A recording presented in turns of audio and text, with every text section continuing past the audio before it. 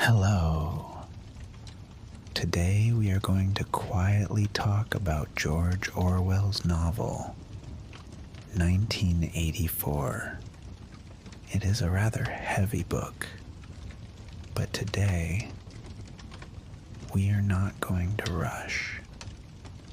We will simply, slowly, step by step, look at its main ideas.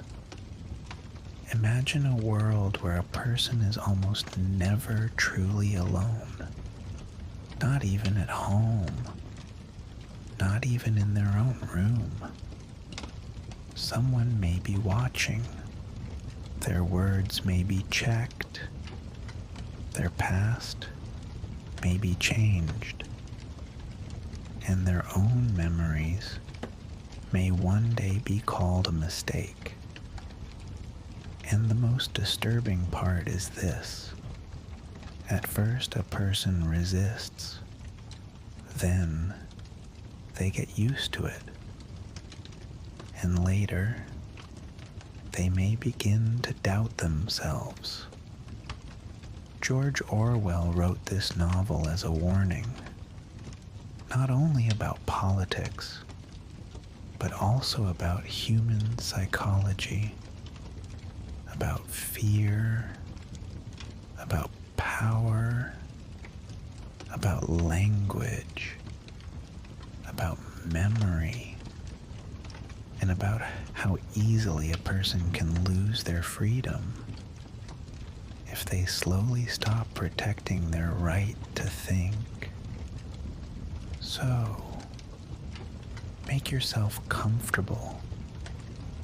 Take a slow, deep breath and imagine that we are quietly opening an old book where every page reminds us how important it is to remain ourselves. At the beginning of the story, we meet Winston Smith. He lives in Oceania. It is a state where power seems to be everywhere. There are screens inside people's homes. They show people the information they are supposed to see. But at the same time, they can watch the citizens.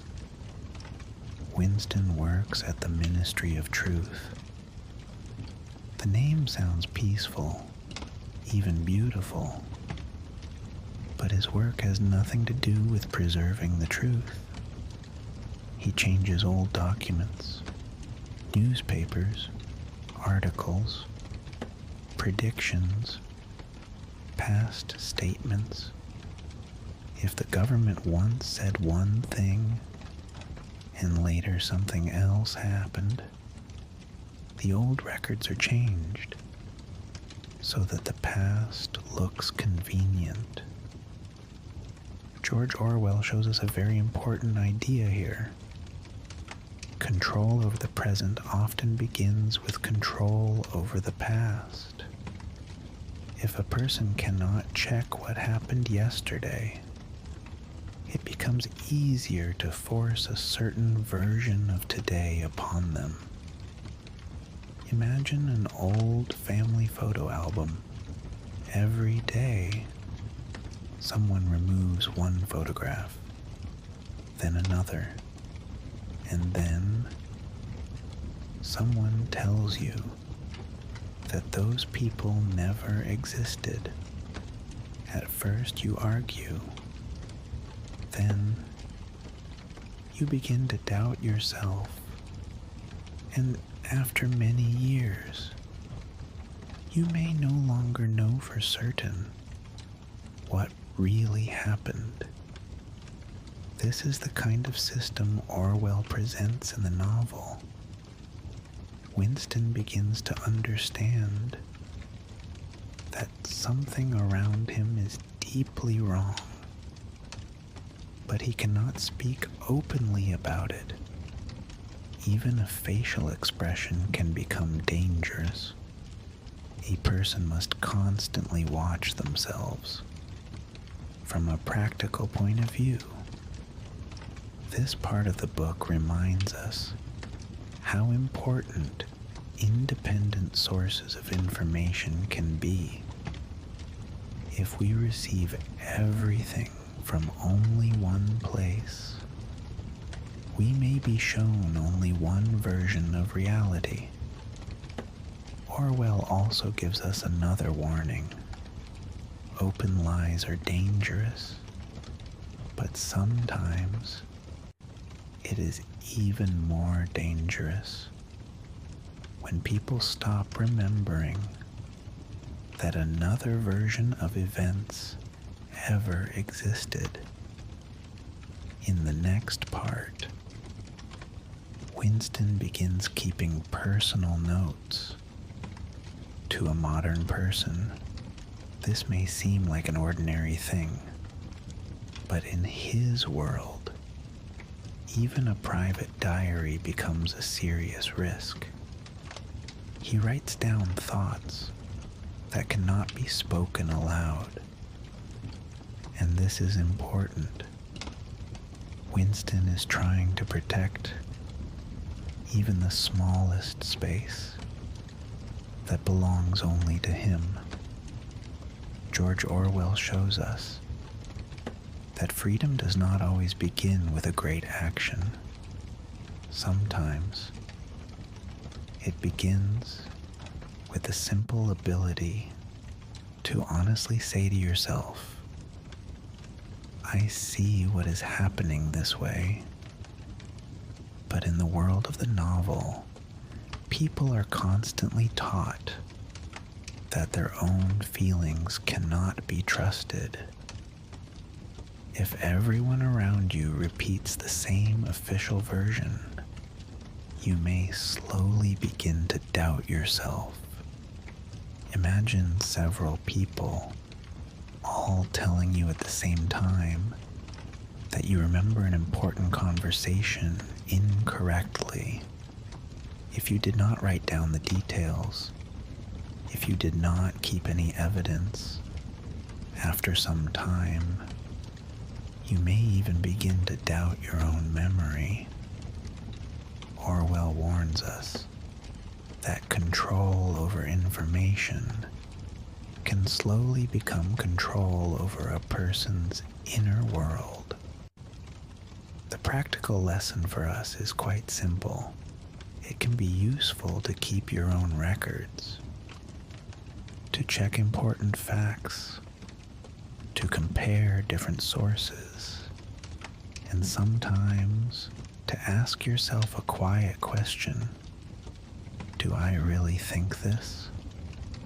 Or have I simply heard it many times? Winston is not free yet, but he is beginning to notice his own lack of freedom, and that is already an important first step. As long as a person believes that everything is fine, they usually do not try to change anything. Awareness often begins with a very quiet doubt.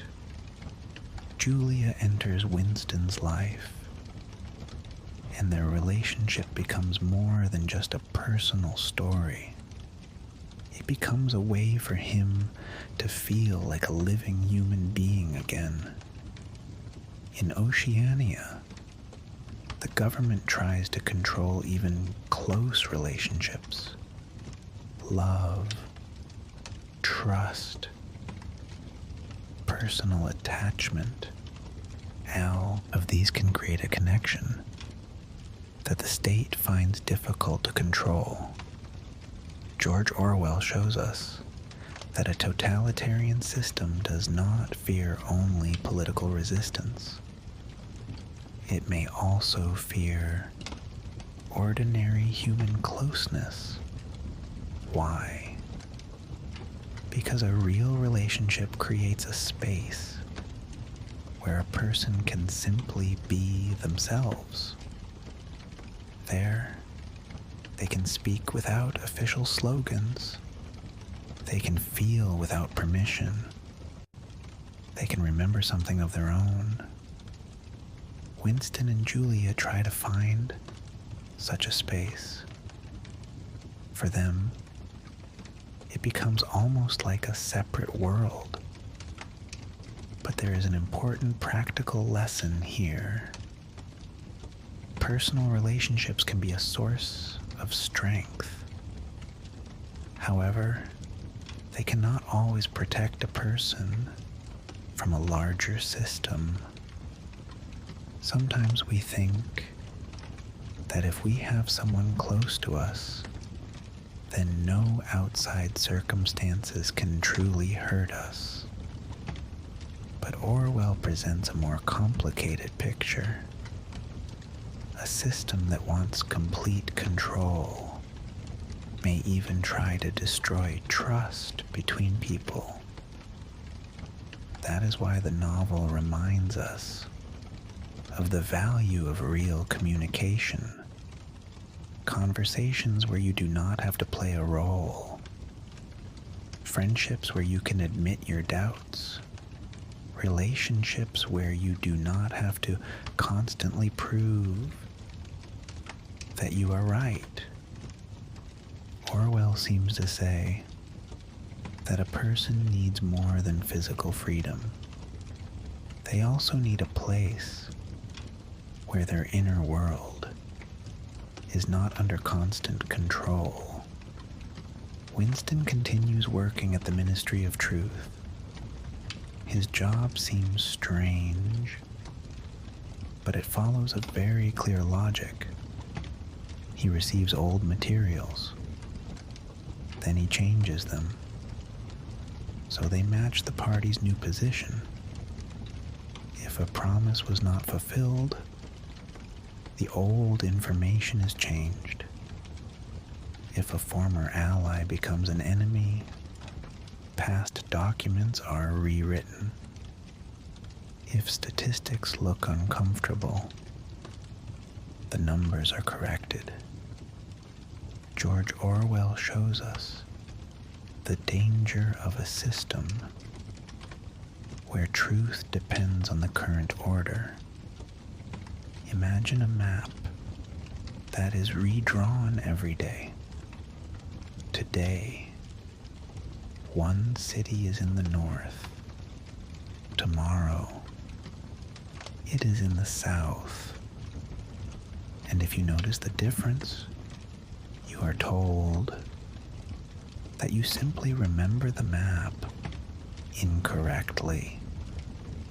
Slowly, a person finds themselves in a situation where arguing becomes impossible. Not because the government is always right, but because the person no longer has access to stable facts. The practical lesson here is connected to memory and documents. In ordinary life, it can be useful to keep important information, dates, agreements, sources, records. This does not mean that we should live in constant suspicion, but it is important to understand that human memory is not perfect, and information can be changed. Orwell also shows that a person can participate in a system they do not truly accept inside. Winston does his job, but slowly he begins to understand the role his work plays. It is similar to an ordinary situation at work. Sometimes a person performs only one small part of a process and never sees the whole picture. But many small actions, joined together, can support a very large system. One of the most important ideas in the novel is language. In Oceania, a new language is being created. Its purpose is to reduce the number of words, and together with that, to reduce the number of possible thoughts. George Orwell presents a powerful idea here. If it becomes difficult for a person to name a thought, it may also become harder to fully form that thought. Imagine having only a few words to describe every emotion. You may feel sadness, anxiety, irritation, loneliness. But if you have only one word for all of these feelings, it becomes harder to understand yourself. Language helps us tell things apart. When we say, I am tired, I am afraid, I am disappointed, I disagree. These are different states. The more precise our words, the more precisely we can understand what is happening. Orwell warns us that language can be used not only for communication, it can also be used to limit thought. This is a useful lesson in the modern world too. It is worth paying attention to words that sound beautiful, but explain nothing specific. Sometimes a complicated problem is given a very simple name, and after that, people no longer feel the need to discuss it more deeply, so it can be useful to ask questions. What exactly does this word mean? What really happened? What specific actions are hidden behind this beautiful phrase? George Orwell shows us that clear thinking begins with clear language. If a person can describe a problem precisely, it becomes easier to see it. And if a problem cannot be named, it becomes easier to hide. The novel introduces the idea of doublethink. It is the ability to accept two contradictory ideas at the same time, and not simply to know that they contradict each other. A person must believe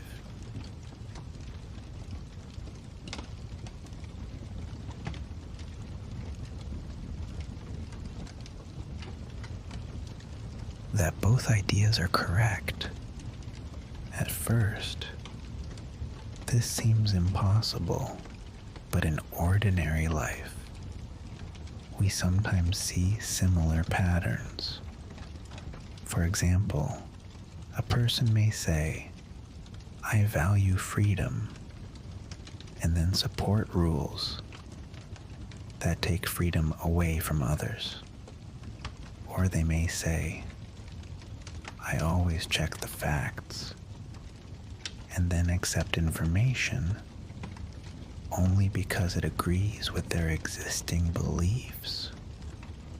George Orwell shows how a person can become used to living with contradictions when the surrounding system constantly demands it. At first, the contradiction creates inner tension. Then, the person begins to justify the situation, and after some time, they no longer notice the contradiction at all. The practical lesson here is connected to honesty with ourselves. Sometimes it is useful to stop and ask, what two ideas am I supporting at the same time? Could they contradict each other? This does not mean that every contradiction is an error. Life is complicated. Sometimes two different thoughts can truly exist together, but it is important to notice contradictions, not to hide them automatically. Orwell shows the frightening side of a situation where a person stops checking their own beliefs. If we are always ready to change our understanding of reality only because it is more comfortable, then over time we may lose our inner compass. Winston tries to understand whether ordinary people have any chance of changing the system. He looks at the simple people of Oceania and he thinks that their enormous number could possibly become a source of change. But there is a problem. Many people are busy surviving. They work. They care for their families. They look for food. They try to get through one more day. George Orwell shows us something important here. A large group of people does not automatically become powerful. To change a situation, people need to understand that they share the same problem. They need to communicate. They need to trust one another. If every person feels alone, even a very large group can remain divided. This has practical meaning today as well. In a family, at work, or in society, people may face the same problem, but believe they are the only ones experiencing it. Sometimes, the first step is simply to speak honestly. Orwell also reminds us that change rarely happens instantly. People may live for a long time in an uncomfortable situation because they believe it is unavoidable, but something being familiar does not make it normal, and something that has existed for many years does not necessarily have to exist forever. Winston and Julia try to find support. They want to understand whether organized resistance really exists. They hope there are people who see what is happening in the same way they do. But the novel slowly shows how dangerous it can be to trust beautiful promises without checking them. George Orwell reminds us that a person who desperately wants to find an ally can become vulnerable. If we feel lonely for a long time, it becomes easy to believe the first person who tells us exactly what we want to hear. This does not mean that trust is impossible, but trust takes time. The practical lesson is very simple. Words and actions should be compared. A person may talk about freedom, but behave in a controlling way. They may promise help, but disappear when things become difficult. They may look kind, but use another person's vulnerability for their own purposes. Orwell shows us that hope alone does not always protect a person. Sometimes hope makes us braver, and sometimes it makes us ignore warning signs. So it is important to keep the ability to think, even when we deeply want to believe. In one of the most important parts of the novel, Winston faces the destruction of his beliefs. He finds himself in a situation where pressure becomes not only physical, but psychological as well. The system tries to force him to give up his own version of reality. George Orwell shows us that control over a person can work on several different levels. First, their actions can be controlled. Then, their words, their memory, and finally, the system may try to change their inner beliefs.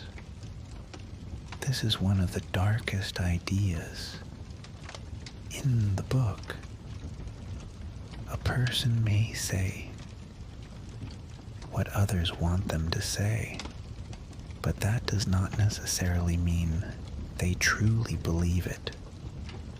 However, if the pressure continues for long enough, a person may begin to doubt themselves.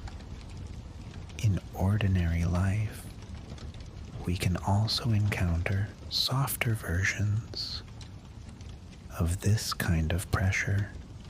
For example, when someone is constantly told they remember clearly what happened, it is important to distinguish between honest disagreement and an attempt to make a person abandon their own perception. Orwell shows us that inner freedom needs protection, not necessarily through loud words. Sometimes it is enough to keep the habit of checking facts and acknowledging our feelings. But the novel also speaks honestly. A person is not invincible, and that is what makes the story so powerful. Orwell does not create a hero who can endure everything. He shows us an ordinary person who finds it extremely difficult to resist an enormous system. The final part of the novel leaves a very heavy impression. Winston experiences deep changes. His relationship with the past, with love, with fear, and with himself becomes different.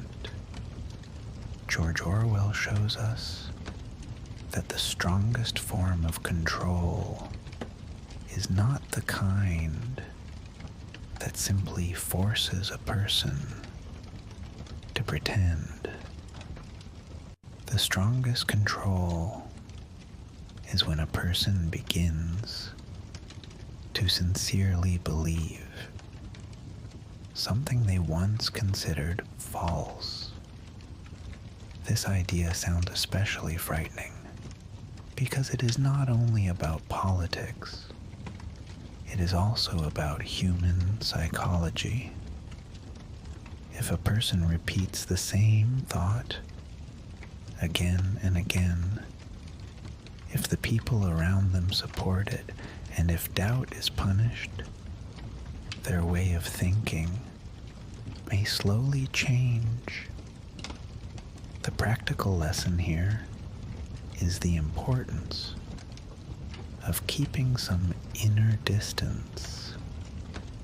Sometimes it is useful to tell yourself, I may be wrong, but I want to understand why I think this way.